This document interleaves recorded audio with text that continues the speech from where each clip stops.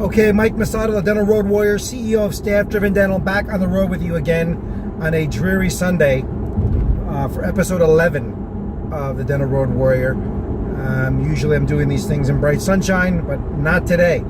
But anyway, thought I'd talk about a topic that can be just as dreary and miserable for you in your practice as days like this, and it's cancellations and no-shows. All right, the dreaded cancellations and no-shows. I wish I had $1 for every time someone told me they have a problem with cancellations and no-shows in their practice. It's like a plague and the bane of existence of most dental practice. Why is this?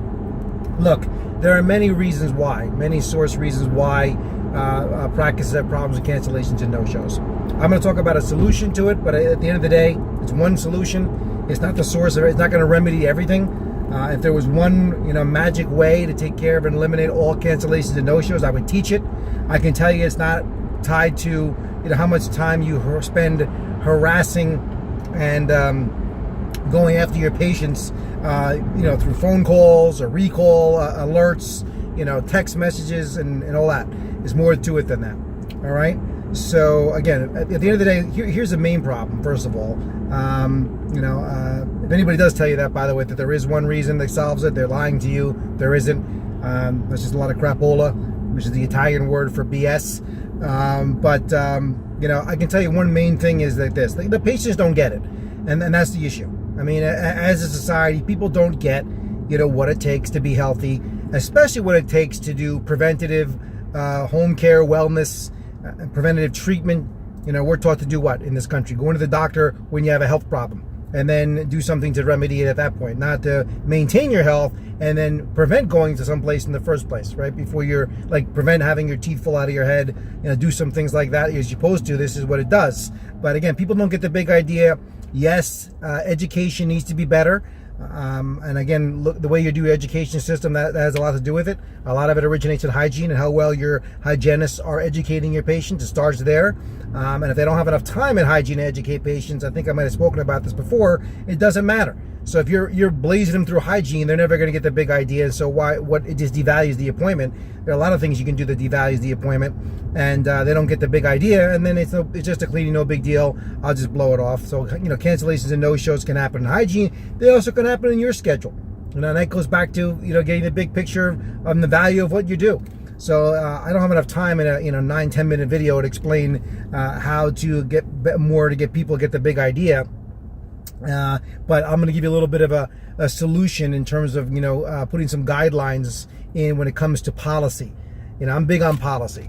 I think I've talked about having patient policies and the importance of this. And this is where you train your patients as to the do's and don'ts and the rules of our practice. And a big patient policy is cancellations and no-shows. So how does mine read? Mine reads something like this. And by the way, you have to get them to agree to these policies first. You can't just have things on the wall or shove a piece of paper at them. Those aren't agreements. Patients will sign anything and shove it back to you, as you know, without reading it, and then they're shocked when you try to enforce it. Or if you hit them with if they break an appointment, oh, by the way, I don't know if you knew this, there's a charge for that appointment. Try that. That doesn't go over well. They get very upset. Or if you send them a bill out of nowhere in the mail, because there isn't an agreement. And you need to make very concrete agreements with your patients.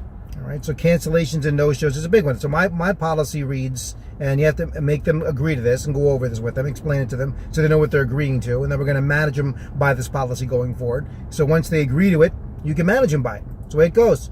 And you put it in writing. As I said before, last episode I think it was, if it's not written, it's not so. So don't bother having it unless it's in writing, unless you're going to enforce it. But the cancellation and no-show policy, my policy reads in this office, we require a 24-hour, or you can make a 48-hour policy or call on any to cancel an appointment. And the follow up to that is there is a fee of X amount of dollars. Now, what's the magic number to charge? First of all, can you charge people for missed appointments and late cancellations? Yes, you can. How much is it? A good number is $75 to $100. You got to make it sting. You can't make it $10, $25. Somewhere around the neighborhood of $75 is a good number. We're not looking to recoup this visit. That's not the point of the charge. To pay off our hygienist, at least cover her hour. That's not what it's all about. We're not looking to get rich on missed appointments.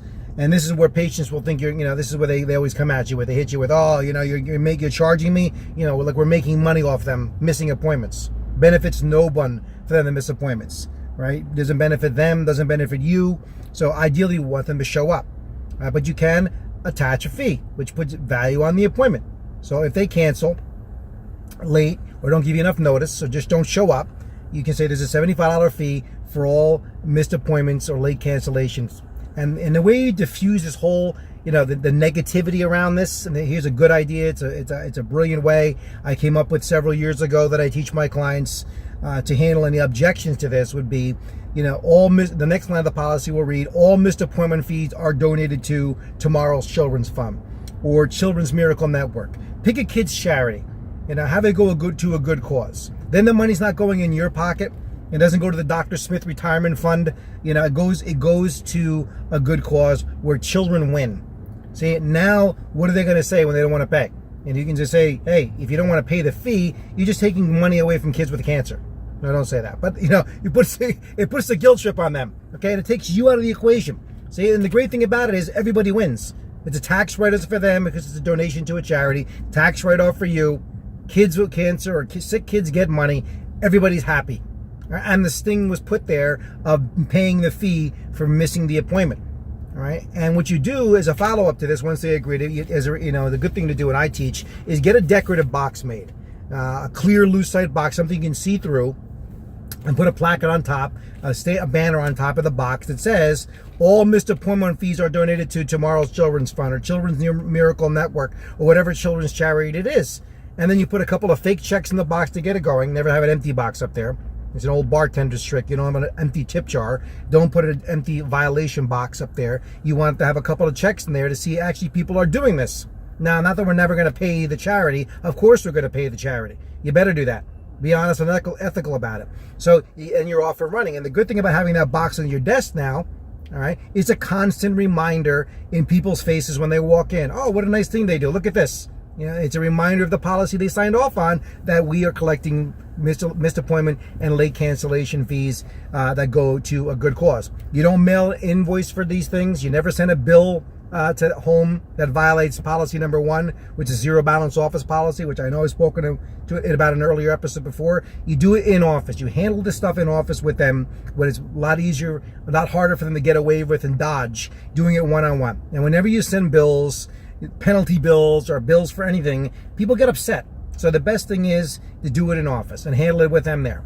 All right. And you tell people, look, we want you to show up. The doctor will donate a flat amount every month to this charity, and you better do that. All right. But we want you to be here. But if you're not going to be here, we take this and turn up a negative thing into a positive thing where everybody wins. And you're really going to not get a lot of pushback on this. It's all how you deliver it. There's a way to deliver this. Again, can't give the entire scripting on this on a short video, but the good thing about it is it diffuses the whole negativity when you donate this fee to charity. Because again, we're not trying to get rich off their missed appointments or keep our hygienists being paid. All right, we want these people to show up, and it helps doing that. Okay, and everybody, again, it's a big win-win-win across the board for everybody to have this kind of patient policy in place, like what they agreed to. And it works. I use it all the time.